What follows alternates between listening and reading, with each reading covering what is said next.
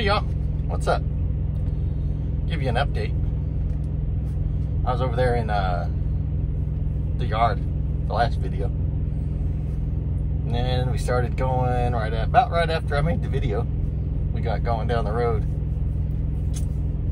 Dawn started driving from there. He said he wanted to be on that shift from like 3 or 4 in the morning till, you know, the afternoon. I told him he was crazy. Knocked himself out. I don't like that shit. That working while the sun comes up, I don't like that. But anyway, he drove over to Sayre, Oklahoma. Sayre, I don't know how you say that, to Flying J. And then we switched out, but I kept sleeping till like 2 in the afternoon. Then I took a shower and headed out.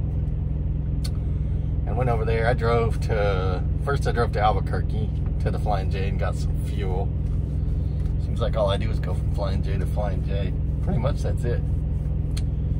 Then I went to Jamestown, New Mexico, Flying J. And we switched out there. And then Dawn took over and we drove to, I can't remember what that Love's is. It's over there past Flagstaff. To the Love's, and he wanted to take a 30-minute break. This is where we got in trouble. Because we did all that, and then when Donna was leaving, he made a boo-boo. And, well, to leave, you're supposed to turn right, but for some reason he thought he needed to turn left. So he turned left, but he turned left over another Hood's truck. Tore the headlight out and the bumper off, and I heard a bunch of screech, crunch, crunch, crunch. And I yelled, "Stop!" But it was too late. But then we had to deal with that. The guy was like, "I just got this truck." I was like, "Sorry, dude." So we did all the paperwork. That's all it is after it happens, is a bunch of paperwork. And of course, Dawn felt horrible. But I didn't give him any shit. We had to talk, and you know, it happens. That stuff happens all the time. Of course, I wasn't too thrilled when it happened, but I mean, what are you gonna do? It's just a $500 deductible. And then Dawn got another 10,000 miles from it, so that's what happens. You gotta always watch your trailer. In your mirrors, you can't never lose sight that you got a big rear end on you. But I think it was caused from the Love shop was right across from us, and there was a truck parked right there trying to get some work done or something. And I think Don was concentrating on that instead of and forgot to look at his mirrors. That ain't the whole fault. The fault is not looking in the mirror, but that contributed to it. So I got charged my $500 liability deductible for it. But that's part of training. You gotta be ready to eat it sometimes to make the extra money. But if they do their extra miles that they get punished with, you'll make your money back anyway, so it's not that big a deal. It's just kind of, at the moment, it's irritating. Then you hope they don't do it again, because that's their one get out of jail free card. Let's see, we left there. Oh Lord, I can't do that. Look at my bald head. I don't know why I did that. Oh well, I'm not making the whole video again. Y'all can know I'm bald. Anyway, we left that the Love's over there. I don't remember what the town is. It's over there just past Flagstaff. After I got Don settled down and made sure he could drive okay, and we drove. He drove us from there across the desert over to Barstow, California. And we ate there. I got me some Chipotle. I like to walk across the street and get it. Don went over there and got some, I guess he said it was Cane's. But he didn't like it. He said it wasn't what he thought it was going to be. But anyway, then we drove from there. Well, I started driving from there. And I drove up here to Patterson to this Flying J that I'm at now. And we parked I got over there about midnight, and we parked until 6 o'clock in the morning.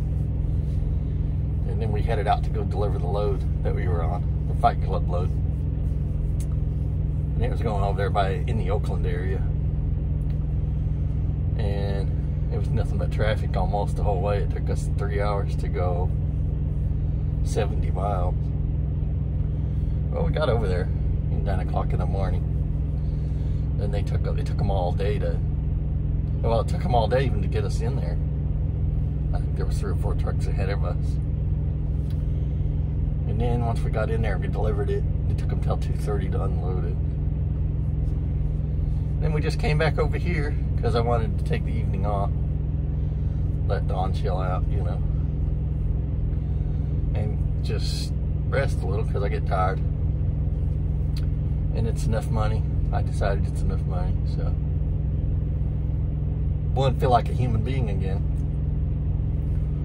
Anyway, then after that, we were here all day, and this morning I finally got, well, first I looked at load choice, and it only had loads going to, it had one going to Oregon and one going to Idaho. But I don't want to go up there and fight the weather, so I didn't pick neither one of them. And then finally this morning, I don't know, early, it was still the morning, about 10 o'clock, I got another FedEx load. It's picking up in Oakland tonight, and it goes to, oh, they're the Midwest somewhere. I'll tell you later. Anyway, you got 49 hours once you pick it up tonight to get over there. So it's one of those bring your butt off loads.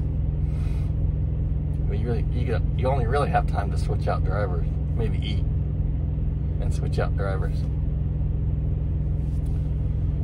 But anyway, and something that's bugging me is people saying that they make this and that amount every single week, week after week. Like, I'm able to make $2,500 a week, every week. And there's no way they're doing it. That's not how trucking works. I defy you to show me all your paychecks. And I want to see that you're doing that week in and week out, because I know for a fact you're not doing it. So all you're doing is making people's expectations too high. And then they get over here and they're not happy because they're not making what they were told you could make.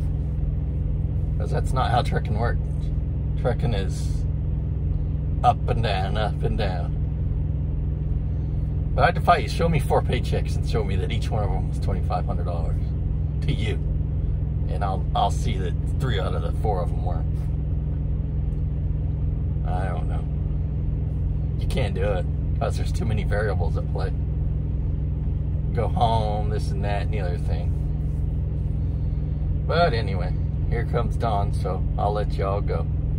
Yeah, I'm back. Dawn came in and got his stuff and went and took his shower. I don't like making videos in front of other people.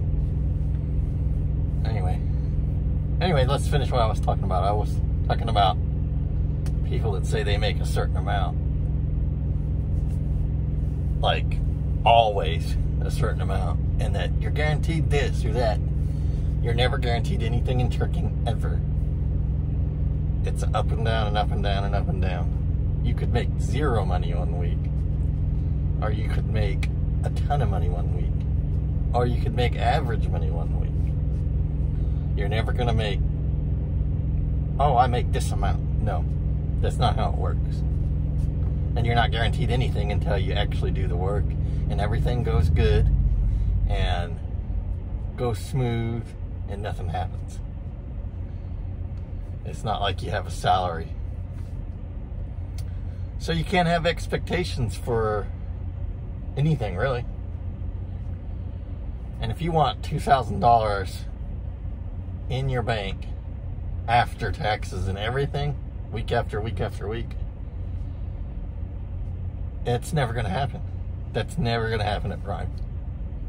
And anyone that says it is shooting smoke up your ass. Because it's not going to happen. Unless you train, then maybe. But even then, there's so many variables. Just like I got dinged for the $500. I thought I was going to have a fabulous week. And I'm still having a good week. But that come out as an expense to me. So don't listen to people that say I make this or that every week, because they don't. And if you do, I'd like you to show me your paychecks so I can see it. And if you do, I'll say kudos to you. But I have a feeling when you show me your paychecks, I'm going to see that it's not the case. But anyway, that's about enough of that rant. So, I guess that's all I got for now. Y'all take care. Y'all have a good one. And y'all be nice. And I'll talk to you later. Bye.